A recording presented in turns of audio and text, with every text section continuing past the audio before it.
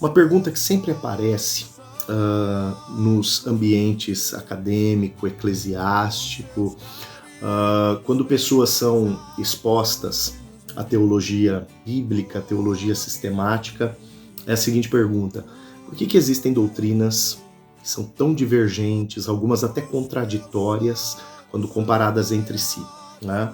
Eu costumo responder essa pergunta andando um pouco mais, voltando um pouco mais, né? E indo um pouco mais além no cerne da questão em si, né?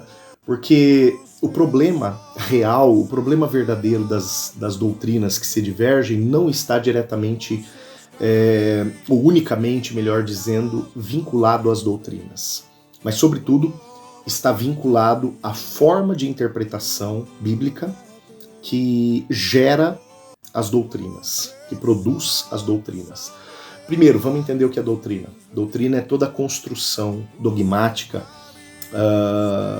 que é confirmada, que é corroborada a partir da palavra de Deus, né? Ou seja, a fonte da doutrina é a palavra, né? E mesmo com uma mesma Bíblia, existem doutrinas que são divergentes. Por quê? Aqui a gente chega no cerne da questão. Porque a forma de interpretação do texto, ela pode ser diferente ao ponto de, no resultado final, que é a doutrina, a gente encontrar as divergências e até mesmo contradições entre uma doutrina e outra.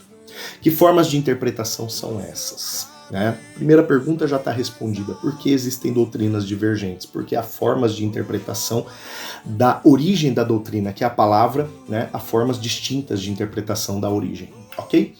Agora, que formas distintas são essas? Basicamente, eu gosto de me firmar em duas, né? Porque eu creio que estas duas, elas, embora tenham ramificações, elas são a raiz de toda forma de interpretação. A primeira, e mais, no meu conceito, mais profunda, mais correta, mais leal, é aquela que se chama exegese. A exegese, pelo próprio significado da palavra grega, né, exegesis significa extrair, trazer de dentro para fora, né?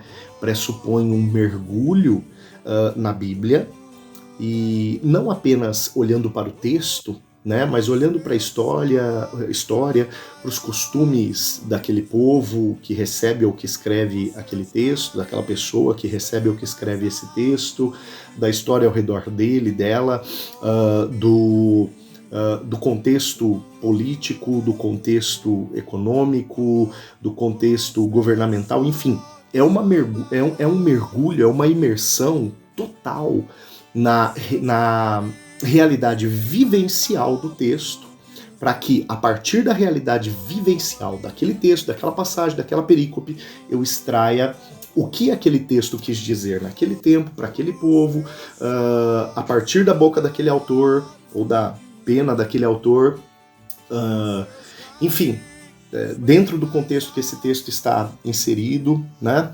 Então, essa é a tarefa da exegese. Uma outra forma de interpretação é uma forma um pouco mais arriscada, que diz respeito a... ela é menos voltada ao Sitzenleben, ao lugar vivencial do texto, né? E mais voltada a uma tentativa de inclusão da Bíblia em realidades cotidianas, né? E não uma leitura das realidades cotidianas a partir do pressuposto bíblico. Tá? Ela é contrária ao princípio básico da exegese. Ou seja, é aquela visão não de dentro da Bíblia para fora, mas de fora da Bíblia para dentro da Bíblia. Ou seja, tem uma realidade de Brasil, ano 2023, uma instabilidade política, uma instabilidade econômica, né, uma instabilidade no que diz respeito a diversas questões. Então eu pego esta realidade de hoje e olho para a Bíblia e procuro resposta na Bíblia sem me preocupar com aquilo que a Bíblia, lá no seu lugar vivencial do texto que eu estou buscando, na verdade quer dizer para aquele povo, naquela data, né, conforme aquela língua, conforme o campo semântico do texto que é utilizado, enfim. Eu olho para a minha realidade muito mais do que a realidade bíblica. Em cima deste modelo de interpretação que a gente vê tantas divergências à leal interpretação da palavra de Deus.